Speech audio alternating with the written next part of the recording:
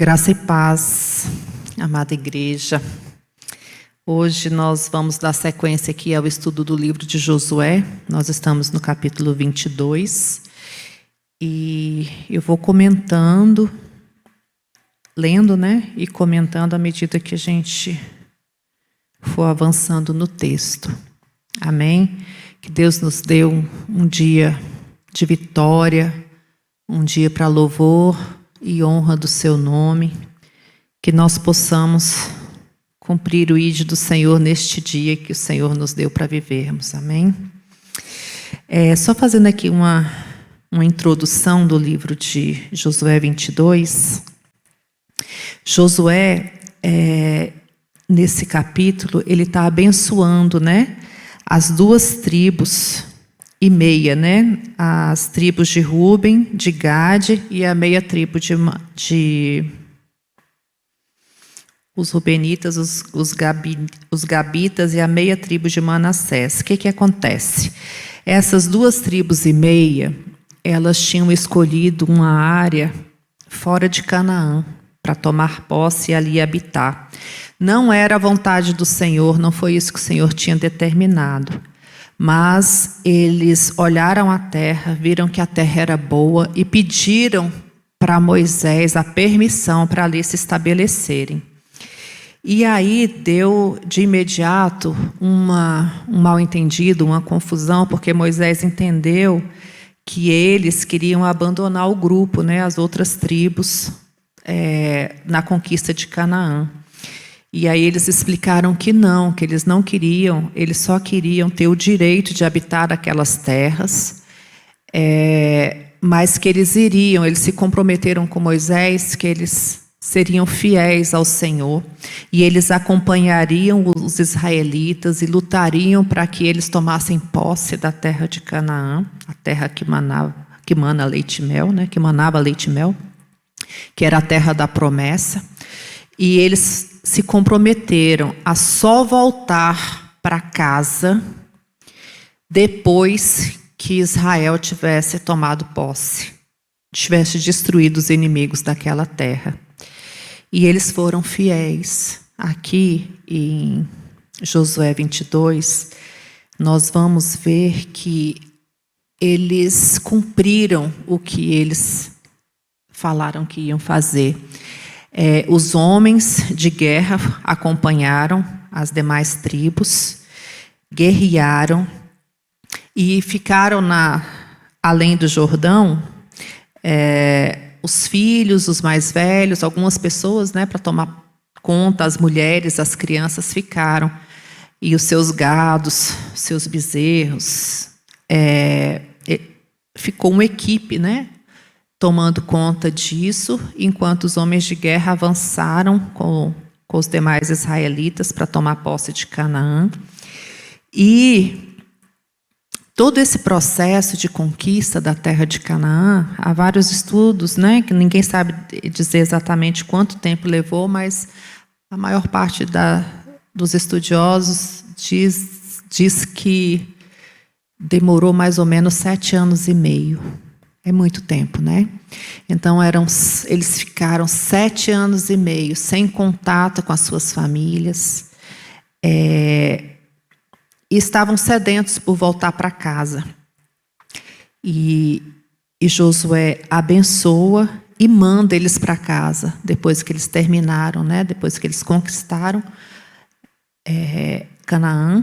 Aí Josué os abençoa e os remete de volta. E nós vamos dar sequência agora à leitura do texto, após essa introdução. Então Josué chamou os Rubenitas, os Gaditas e a meia tribo de Manassés e lhes disse: Tendes guardado tudo quanto vos ordenou Moisés, servo do Senhor, e também a mim, que tendes obedecido em tudo quanto vos ordenei. A vossos irmãos, durante longo tempo, até o dia de hoje, não desamparastes, antes tiveste o cuidado de guardar o mandamento do Senhor vosso Deus. Tendo o Senhor vosso Deus dado repouso a vossos irmãos, como lhes havia prometido, voltai-vos, pois agora, e ide-vos para as vossas tendas, a terra da vossa possessão, que Moisés, servo do Senhor, vos deu, da além do Jordão. Tende cuidado, porém, de guardar com diligência o mandamento e a lei que Moisés, servo do Senhor, vos ordenou, que ameis o Senhor vosso Deus, andeis em todos os seus caminhos, guardeis os seus mandamentos, e vos achegueis a ele, e o sirvais de todo o vosso coração e de toda a vossa alma. Assim Josué os abençoou e os despediu, e eles se foram para as suas tendas. Ou seja, depois de uma grande luta, né, depois de muito tempo de batalha, eles foram liberados para voltar para suas casas. E aí era um momento de alegria, era um momento de gratidão, era um momento de muito regozijo. E Josué fala para eles: mas vocês vão voltar, mas continuem fiéis ao Senhor. Ame o Senhor de todo o vosso coração, de toda a vossa alma, e cumpra, guarde os seus mandamentos, né? Por quê? Porque eles iam ficar separados. A princípio, Deus não queria que os israelitas se separassem. Ele queria que as 12 tribos ficassem juntas. Mas eles quiseram ficar da além do Jordão, e o Senhor permitiu. E o Senhor os abençoou, e eles podiam agora voltar para a terra da sua possessão. Aí vamos para o 7 agora. Ora, Moisés dera herança em Bazã à meia tribo de Manassés. Porém, a outra metade deu Josué entre seus irmãos, daquém do Jordão, para o ocidente. E Josué os despediu-los para as suas tendas, os abençoou e lhes disse: voltais às vossas tendas com grandes riquezas, com muitíssimo gado, prata, ouro, bronze, ferro e muitíssima roupa. Reparti com vossos irmãos o despojo dos vossos inimigos. Assim os filhos de Ruben, os filhos de Gade, a meia tribo de Manassés voltaram e se retiraram dos filhos de Israel em Siló, que está na terra de Canaã, para se irem à terra de Gileade, a terra da possessão, de que foram feitos possuidores, segundo o mandado do Senhor, por intermédio de Moisés. E aqui nós vemos, né, Josué os instruindo a repartir, porque grande parte dos homens também ficou da além do Jordão para cuidar das mulheres, para cuidar dos velhos, para cuidar das crianças, né, para dar um pouco de segurança.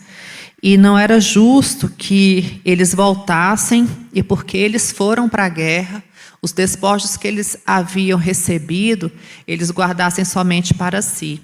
Então Josué fala: olha, vai, mas reparte com todos que estão ali, porque eles também fazem parte dessa vitória. Eles também têm direito à herança que o Senhor está nos dando.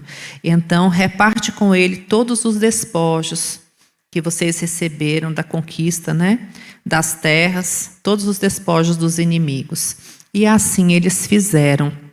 E aí a gente vê como é forte o poder do compromisso com o grupo, o compromisso com a comunidade, com a família, né, com a congregação. E a gente vê que essas 2 tribos e meia, elas foram fiéis. Elas foram fiéis do começo até o fim. E hoje em dia, como é difícil, né, as pessoas darem a palavra e cumprirem. Hoje em dia nós temos contratos escritos com testemunhas, e mesmo assim, grande parte dos contratos vão ser discutidos na justiça. Por quê? Porque as pessoas não cumprem aquilo que prometeram.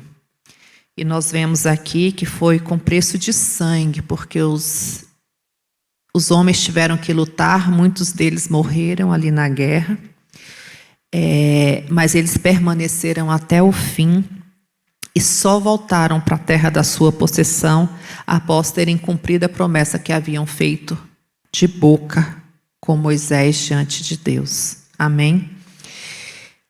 E agora no versículo 10.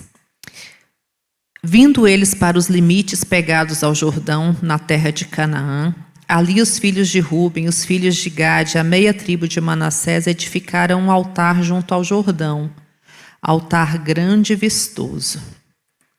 Os filhos de Israel ouviram dizer: eis que os filhos de Ruben, os filhos de Gade, a meia tribo de Manassés, edificaram um altar defronte da terra de Canaã, nos limites pegados ao Jordão, do lado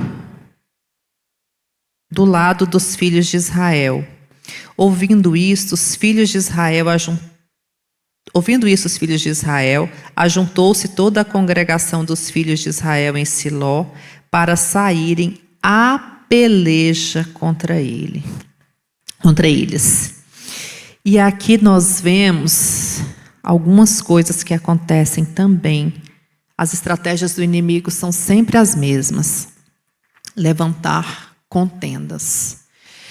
Aqui a intenção dessas tribos, a tribo de Gade, a tribo de Ruben e a meia tribo de Manassés, não era profanar o templo que ficava lá em Siló, e a intenção do coração deles era ter um lugar para adorar a Deus ali do outro lado do Jordão. Por quê? Porque Canaã, lá em Siló, ficava distante, ficava do outro lado do Jordão. Então eles queriam ter um lugar para adorar, ter um memorial para que os filhos deles soubessem que eles faziam parte daquele grupo, né? Do grupo das 12 tribos de Israel. Porque com o passar do tempo, os filhos podiam se esquecer do Senhor e se esquecer que eles faziam parte daquela herança. E eles não queriam isso. E aí a intenção do coração deles em levantar um altar ali da além do Jordão era exatamente o contrário do que chegou aos ouvidos ali do povo dos filhos de Israel. Quando eles ouviram que eles estavam levantando um altar, eles se iraram e sem toscanejar, eles pensaram: vamos lá, vamos pelejar contra eles. Então, imagina só a confusão. E assim, essa falha na comunicação, essa falha na leitura da intenção do nosso coração, até os dias de hoje, traz muita contenda dentro das nossas famílias, dentro dos nossos relacionamentos como um todo. Não só na família, mas no trabalho. Onde quer que tenha dois seres humanos, o risco da contenda, dos maus entendidos, acontecem. E nós temos que vigiar muito, porque o diabo ele é estratégico em lançar confusão, em criar tumulto. E muitas vezes nós julgamos as atitudes sem conhecer a intenção do coração das pessoas. Nós somos mestres em fazer isso. Então vamos vigiar. Eu lembro que teve uma vez lá em casa que começou uma briguinha por conta de uma louça deixada na pia sem lavar. Meu filho deixou e eu chamei, e aí eu falei: filho, você não lavou e tal, e ele: mas você também não lava. Filho, eu só não lavo quando minha unha está feita, porque daí o Marcelo lava e não sei o quê. E ele: mãe, você quase nunca lava louça. Aí eu não precisava provar, né, que eu sempre lavo louça. Mas aí eu falei: Marcelo, vem cá, o Pedro está dizendo que eu não lavo louça. Tipo assim, eu tive que reforçar uma verdade que eu sabia que existia. Aí eu chamei o Marcelo. Aí nisso o Marcelo entrou e os dois começaram, o Pedro e o Marcelo começaram a brigar. Ou seja, por conta de uma faísca, acendeu-se uma fogueira. E daí, depois eu fiquei: meu Deus do céu, como nós somos atiçados o tempo inteiro a entrar em contenda. E Satanás, ele lança a confusão, ele lança assim o espírito de confusão, aí a gente se inflama, o coração se infla, e a discussão acontece, e ele sai de cena e a gente fica ali, lidando com as consequências das nossas ações, as consequências da nossa falta de prudência, nossa falta de vigilância. E de vez em quando eu me vejo nessas situações. E dentro das igrejas isso tem acontecido demais.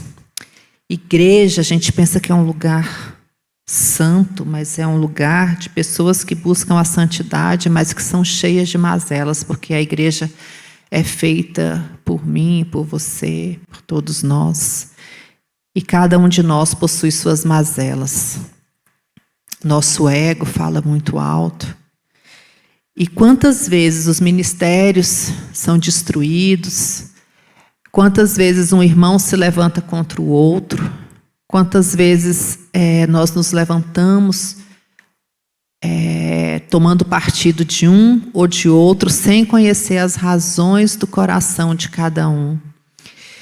E isso tem sido uma estratégia desde sempre de Satanás para destruir relacionamentos, para destruir o povo de Deus. E aqui é bem clássico, a gente pode enxergar isso de uma forma assim muito, muito clara, né? Então vamos vigiar, porque se nós estivermos vigilantes, se nós tivermos o cuidado de ouvir as razões pelas quais as pessoas tomaram uma ou outra atitude, nós vamos evitar muitos erros nas nossas vidas, erro de julgamento, erro de ação, nós vamos evitar muita confusão. Amém? Vamos na sequência, versículo 13. Aí só lembrando que quando os israelitas ouviram falar que eles tinham levantado um altar da além do Jordão, eles repudiaram e falaram, vamos lá, vamos sair a peleja contra eles. E aos filhos de Ruben, aos filhos de Gade, a meia tribo de Manassés, enviaram os filhos de Israel para a terra de Gileade, Finelas, filho de Eleazar, o sacerdote, e 10 príncipes com ele de cada casa paterna, um príncipe de todas as tribos de Israel, e cada um era a cabeça da casa de seus pais entre os grupos de milhares de Israel. Indo eles aos filhos de Ruben, aos filhos de Gade, a meia tribo de Manassés, a terra de Gileade, falaram-lhes dizendo, assim diz toda a congregação do Senhor, que infidelidade é esta que cometeste contra o Deus de Israel, deixando hoje de seguir o Senhor, edificando-vos um altar para vos rebelardes contra o Senhor? Acaso não nos bastou a iniquidade de Peor, de que até hoje não estamos ainda purificados, posto que houve praga na congregação do Senhor, para que hoje abandoneis o Senhor? Se hoje vos rebelais contra o Senhor, amanhã se irará contra toda a congregação de Israel. E aqui, gente, nós vemos, quando eles falam aqui dessa iniquidade de Peor, aconteceu aqui um incidente durante as peregrinações pelo deserto, isso está lá em Números 25, quando os israelitas foram instigados a construir um altar e louvar a divindade de Peor, um deus cananeu. E como resultado disso, a ira de Deus, se acendeu contra eles e morreram 24 mil israelitas. E também nós nos lembramos aqui do pecado de Acã, quando ele escondeu também, o Senhor tinha condenado que não era para eles pegarem nada da terra do inimigo, e ele pegou pegou prata, pegou ouro, pegou uma capa, acho que era uma capa, e aí a ira do Senhor se acendeu e eles perderam a batalha. E aí o pecado de um geralmente recaía sobre todo o povo, Então eles estavam aqui super preocupados. E Vamos lá, versículo 19. Se a terra da vossa herança é imunda, passai-vos para a terra da possessão do Senhor, onde habita o tabernáculo do Senhor, e tomai possessão entre nós. Não vos rebeleis, porém, contra o Senhor, nem vos rebeleis contra nós, edificando-vos altar afora o altar do Senhor nosso Deus. Não cometeu Acã, filho de Zera, infidelidade no tocante às coisas condenadas? E não veio ira sobre toda a congregação de Israel, pois aquele homem não morreu sozinho na sua iniquidade. Então responderam os filhos de Ruben, os filhos de Gade, a meia tribo de Manassés, e disseram aos cabeças dos grupos de milhares de Israel: o poderoso, o Deus, o Senhor, poderoso Deus, o Senhor, Ele o sabe, e Israel mesmo saberá. Se foi em rebeldia ou por infidelidade contra o Senhor, hoje não nos preserveis. Se edificamos altar para nos apartarmos do Senhor, ou para sobre ele oferecermos holocausto e oferta de manjares, ou sobre ele fazermos oferta pacífica, o Senhor mesmo de nós o demande. E aqui eles falaram: olha, nós não pecamos contra o Senhor. Eles foram justificar as ações deles. Nós construímos um altar não por este motivo. E se por acaso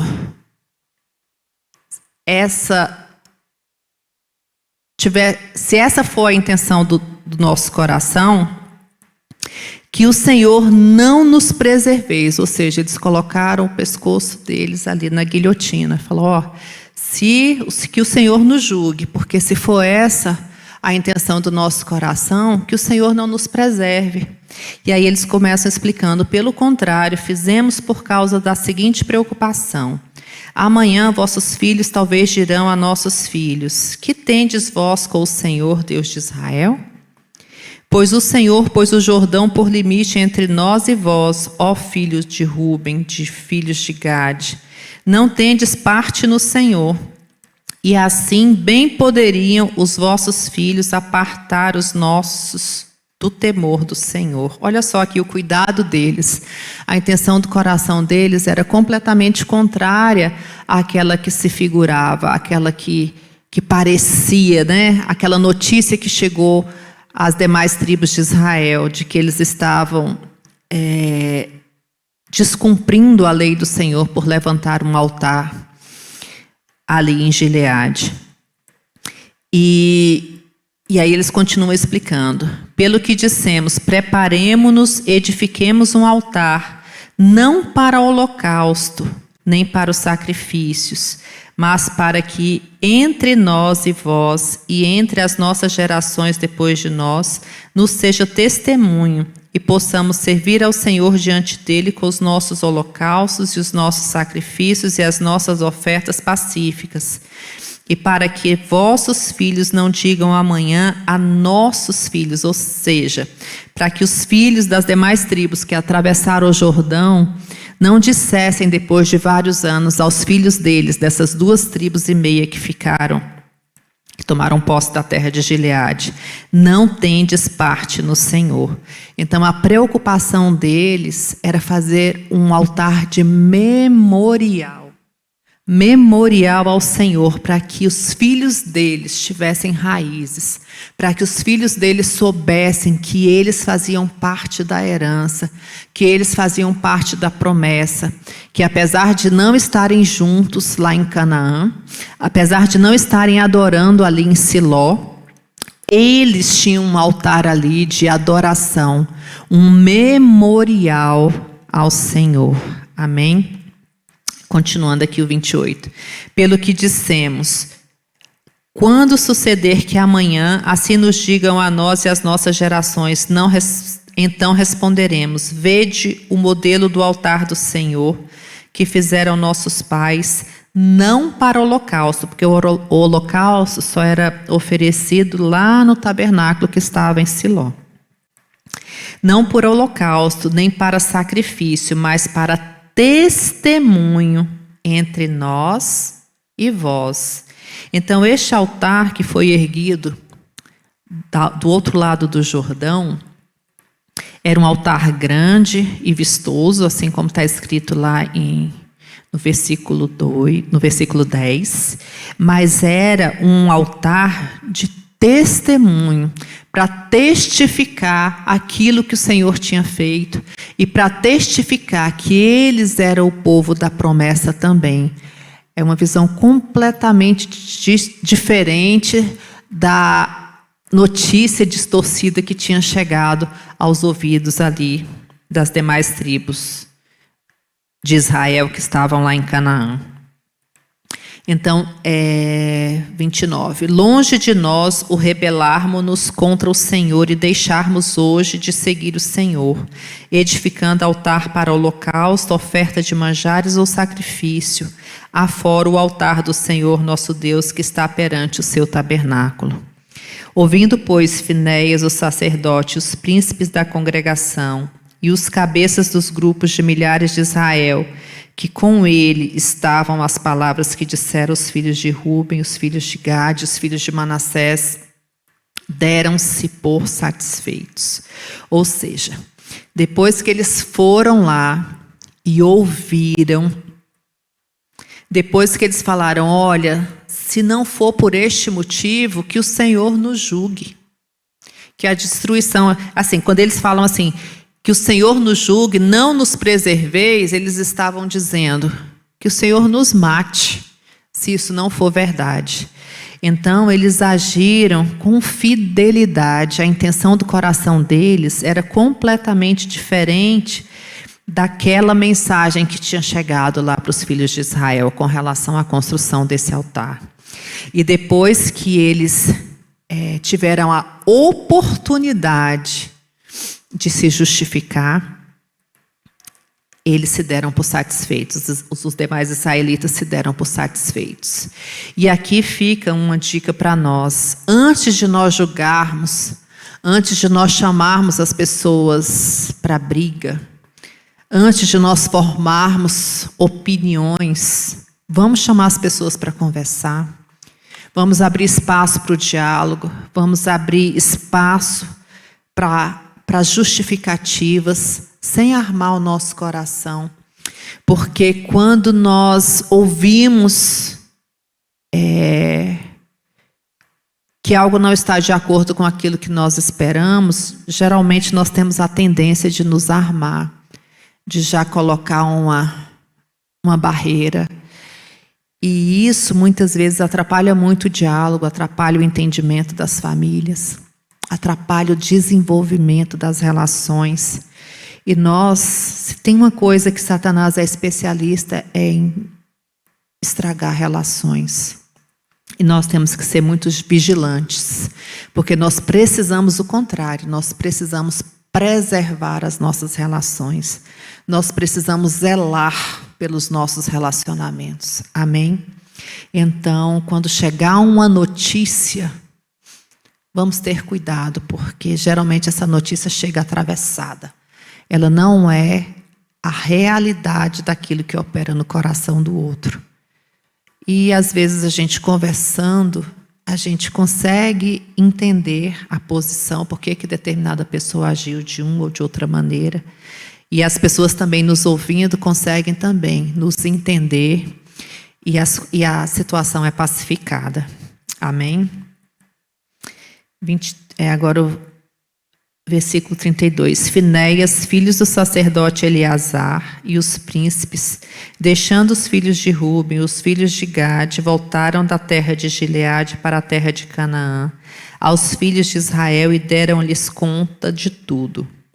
Com essa resposta, deram-se por satisfeitos os filhos de Israel, os quais bendisseram a Deus, e não falaram mais de subir a pelejar contra eles, para destruírem a terra em que habitavam os filhos de Ruben e os filhos de Gade.